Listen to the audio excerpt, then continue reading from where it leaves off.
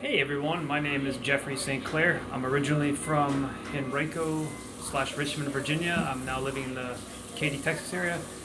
I just wanted to share a little brief history with you guys that I learned about my former neighborhood. Some of you might have heard of the Sleepy Hollow neighborhood, which is off of Parm Road, not too far from the Willie Bridge crossing over to the James River.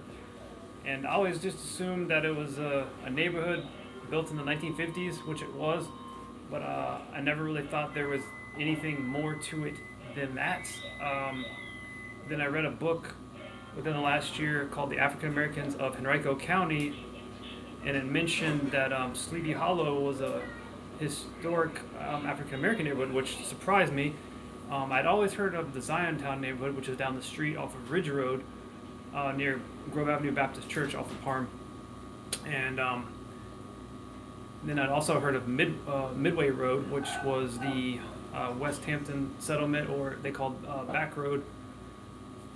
But this was the first time I've heard of that. And then I started thinking, and if you look at Google Maps here, hopefully you guys can see my screen. Just to give a reference point, you can see Patterson and Parm intersecting here.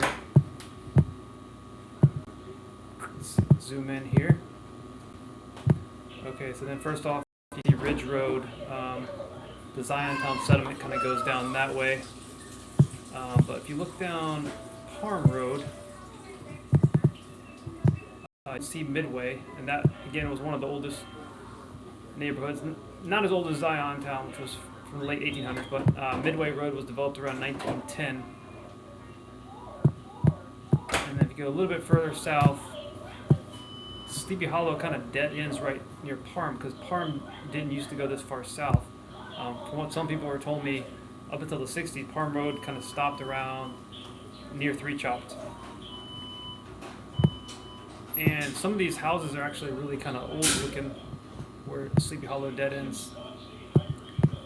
And Sleepy Hollow apparently used to go and connect to Ridge Road, just on the other side of this Grove Avenue Baptist Church, which I thought was interesting.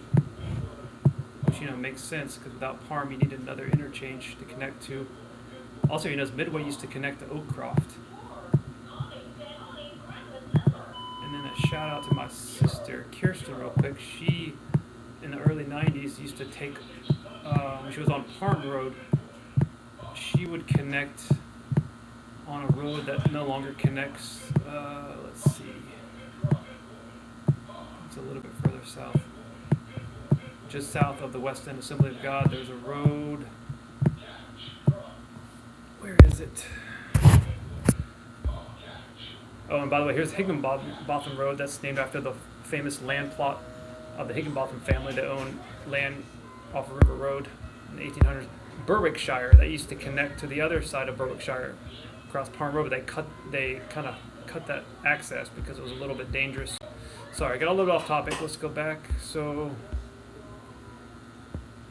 they also mentioned Derbyshire in the book, which a little bit surprising, because they said Derbyshire was, as the road was only developed in the mid 60s, but looks like there's neighbors all that. But okay, so here we go. Here's Sleepy Hollow off of Derbyshire Road. Here's Parm, just a little bit to the east.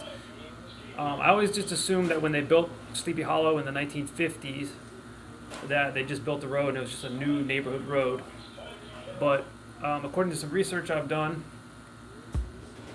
through various sources outside of the book, Sleepy Hollow, at least in the early 1900s, I don't know about before, but at least in the early 1900s, was a dirt road. People used to walk through it to get to Midway Road to visit friends and family.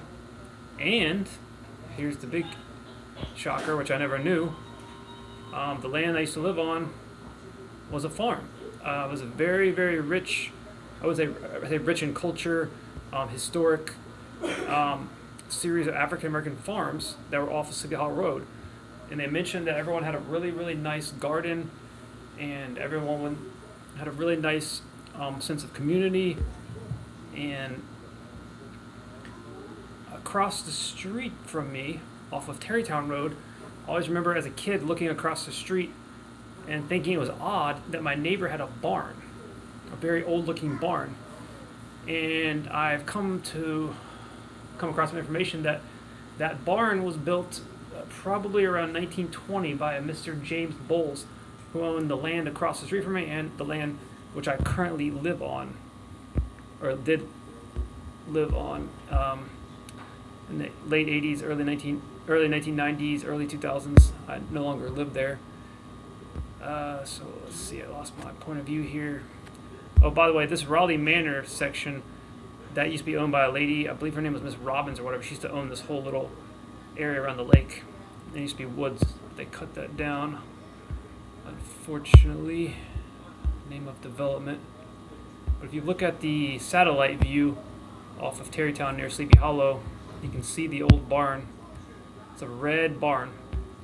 Mr. James Bowles and his family built that by hand, circa 1920. They mention on the 1930s census, the census taker did take a note of that barn. So that was used for different animals and tools and things like that. So that's just a little bit of the history that I learned, and I thought that was very interesting, that Sleepy Hollow was a dirt road and there were little farms all up and down it. I assume it connected all the way to River Road. It doesn't mention that. I don't know how long that was a dirt road, how far that goes back. And then, of course, River Road is a very historic road. You go to the west, they have Tuckahoe Plantation, where Thomas Jefferson went to school. It's documented that Revolutionary War troops and Civil War troops both marched down this road. I reached out to several archaeologists to see if they wanted to do any digging on River Road, but they've declined, which is fine. There's also, if you go off River Road near Doverland, I'll maybe dive into this on the next video, somewhere near Doverland, a little bit past Raven Rock, there's an old farmhouse that was built in the 1920s. It's really nice looking, has a lot of land built into the neighborhood. I want to go over about short pump and coal mining in the next video. So if you like this one, I'll be looking out for my short pump coal mining video next. Thank you very much.